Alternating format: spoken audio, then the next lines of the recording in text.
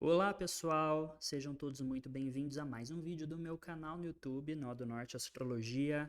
Eu sou o Guilherme Decali e eu venho aqui apresentar a vocês mais um mapa de uma pessoa desconhecida, mas que tem uma história de vida interessante e cujo mapa apresenta uma simbologia que é bem legal de ser abordada do ponto de vista técnico, porque acaba sendo muito didático os eventos que essa pessoa passou e como isso está expresso em seu mapa natal. Se você está aqui e assistir esse vídeo até o fim, você definitivamente gosta muito de astrologia, porque esse tipo de conteúdo ele não é nada popular. Quando eu venho com o mapa de uma pessoa muito famosa, principalmente que está na mídia, está em evidência, as visualizações sempre são bem mais amplas. Mas, quando eu trago mapas de pessoas que provavelmente nós morreríamos sem conhecer, com certeza as visualizações são muito menores. Mas quem gosta de astrologia tem que gostar de histórias de vida e não só de histórias de vida de pessoas que estão nos palcos e nos holofotes. Bom, então eu coloquei esse mapa aqui nos stories do meu Instagram e pedi que vocês me passassem as suas impressões. Eu falei que existiam alguns segredos nessa natividade. E eu acho que por conta de ter utilizado a palavra segredos, a maioria das pessoas pensaram que se tratava de um psicopata ou alguma coisa ruim. Sempre associam segredos, uma vida oculta, a situações ruins. Mas não é o caso. Na verdade, essa figura, ela foi responsável por ações muito corajosas, muito heróicas. Então aqui temos a natividade do Roeli Hoefsema, que foi um médico, cirurgião e ginecologista da Holanda, nascido em 1905. Ele foi um cara extremamente popular, muito querido mesmo, alcançou posições importantes em determinadas organizações e atuou no hospital que seria o mais moderno da época, ali nos Países Baixos. E ele também era um grande esportista, ele praticava futebol, alpinismo, patinação, ia bem em tudo. Então era um cara que tinha uma vida muito ativa, tanto pessoal quanto social. E daí aconteceu a Segunda Guerra Mundial, a Alemanha ela teve uma influência grande na Holanda, em outros países dos arredores, e aquele clima de perseguição, aquele clima assim de o tempo todo você tem que estar pisando em ovos, porque você pode ser julgado, pode ser condenado, e você não pode dar declarações públicas contra o governo, enfim, era sempre uma situação complicada para todas as pessoas. E o Roeli, na sua posição de médico, ele ocultou vários pacientes, ou tratou de vários pacientes, judeus refugiados, uh, militares dos aliados, como por exemplo pilotos de avião da Inglaterra, ou mesmo grupos de resistência da própria Holanda. Ele fez tudo isso na surdina, com o risco de ser descoberto e ser morto, que foi o que no final das contas aconteceu.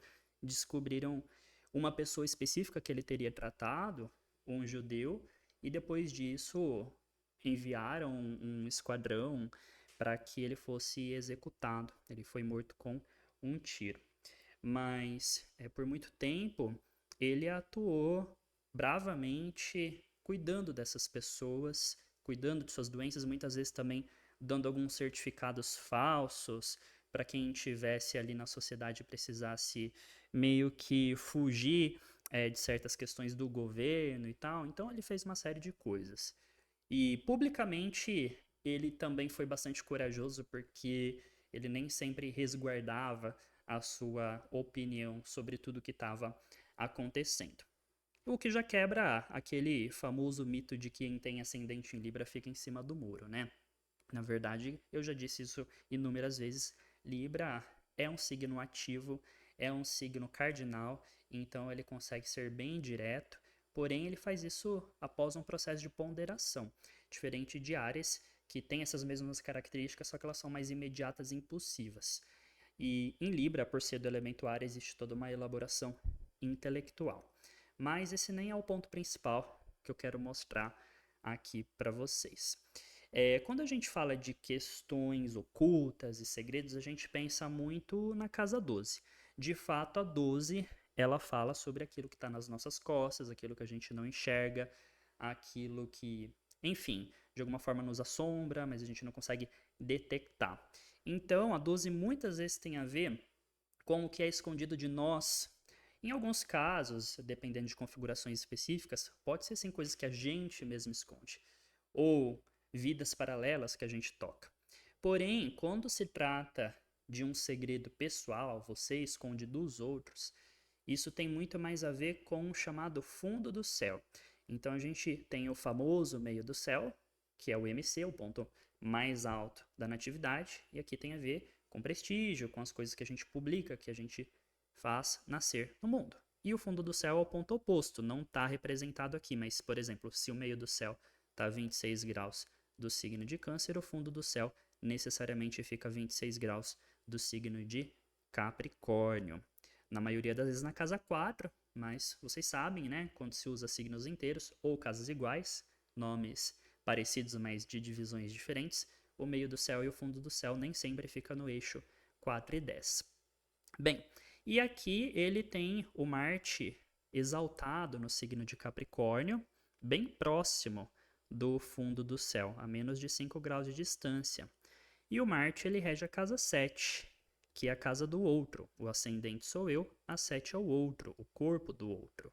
E para o médico é o paciente, né? Para o professor pode ser o aluno, para o comerciante é o cliente, e assim por diante. Então, para o médico é o paciente. E aqui o Marte, regente da casa 7, ele está no fundo do céu. Mais do que isso, ao mesmo tempo que é uma arte muito digno, ele está em Capricórnio, que é regido por Saturno, e Saturno está muito próximo do nó do sul, que com o nó do norte formam o eixo eclíptico, que é sempre um ponto de instabilidade, de perigos, né? Então, esse outro que está numa situação de perigo, uma situação bastante delicada, às vezes limítrofe. E um outro fator que pode representar coisas ocultas é a chamada antícia, que é a projeção que acontece entre graus de determinados signos para outros. E aí que vem o pulo do gato, porque além dele ter o Marte, regente da 7, aqui no fundo do céu, ele possui a Vênus, que é a regente do ascendente Libra, a 4 graus do signo de Escorpião. E essa Vênus ela lança uma antícia, que a gente também pode chamar terminologicamente de conjunção oculta, para Saturno. O 4º grau de Escorpião lança uma antícia para o 26º grau do signo de Aquário. Então isso mostra essa conexão que o Rueli, essa pronúncia deve estar horrível, mas tudo bem, quem fala holandês aí pode me corrigir, do Rueli com o dispositor do regente aqui da casa 7. E isso reforça o que a gente já vê pelo próprio Marte no fundo do céu, que é esses cuidados secretos.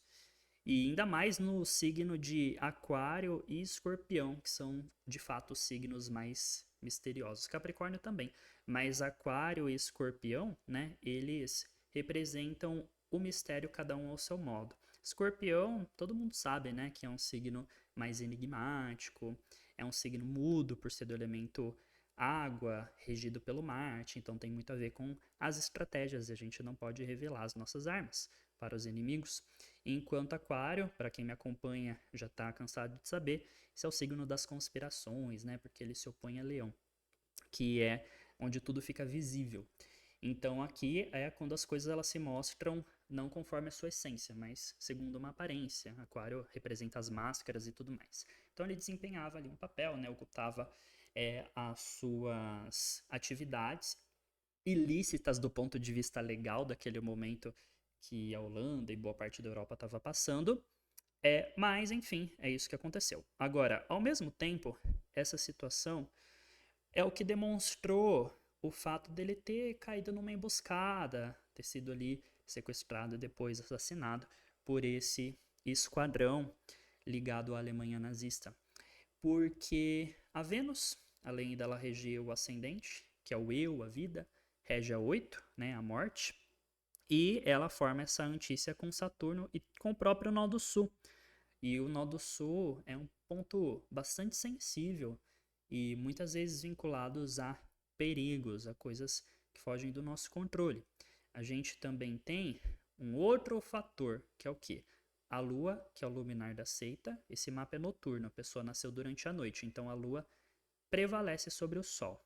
Ela está em Leão, na casa 11, uma casa ótima, né? Isso aqui fala muito da participação dele em vários grupos, de ter muitos amigos, da sua popularidade, ainda mais insistiu com Júpiter. E regendo a casa 10, né, que é a casa da carreira, formando aqui um aspecto aplicativo ao Júpiter, regente da 6, que fala das doenças. Então, ele foi médico, e o significador profissional é o próprio Marte. Marte e Mercúrio podem representar médicos. Mas, enfim, essa lua ela está em Leão, está regida pelo Sol. E o Sol, que é o dispositor da Lua, está em Escorpião, signo de debilidade da Lua, e forma aqui uma quadratura perfeita com os nodos lunares e quase perfeita com Saturno, que é um maléfico. Então, isso, junto com a antícia da Vênus com o Saturno e o nó do Sul, representou essa morte muito terrível, né, que causou uma revolta, inclusive, entre as pessoas no funeral desse médico, e tem até um memorial para ele em algum lugar da Holanda hoje em dia, acho que talvez no próprio cemitério mesmo. Enfim, ele foi relembrado e eternizado nessa homenagem. Então, assim, é um mapa bem bacana para a gente estudar, principalmente por sabermos, né, que foi uma pessoa muito fiel aos seus princípios. E quem fez o curso de Introdução à Astrologia Tradicional comigo verá que esse Júpiter na casa 9 desempenha um papel muito importante na alma do nativo. Ele tem então um benéfico numa casa benéfica, a casa de Deus, e por mais que seja um Júpiter retrógrado em Gêmeos, ele está em recepção mútua com Mercúrio, porque Mercúrio está em Sagitário regido pelo Júpiter e Júpiter em Gêmeos regido pelo Mercúrio. Então isso fala sobre princípios e também, de alguma maneira, uma irreverência. Ele era um cara irreverente. É um Júpiter em Gêmeos, então não é como se ele fosse rígido em relação aos princípios de uma forma dogmática, mas entendesse o propósito e como que eles tinham que ser acionados em cada situação, em cada contexto, que a mutabilidade ela dá esse jogo de cintura. A coragem, por sua vez, bom, uma lua em Leão já fala bastante disso. A Vênus regente do ascendente em Escorpião, que é um signo marcial, e o Marte está exaltado, o próprio Sol em Escorpião também. Então tudo isso traz valentia, traz coragem.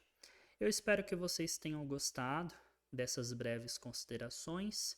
Se você aprendeu algo com isso, não deixe de deixar o seu like para ajudar aqui no canal. Eu não alimento muito, mas de vez em quando tem vídeo por aqui. Muito obrigado e até a próxima!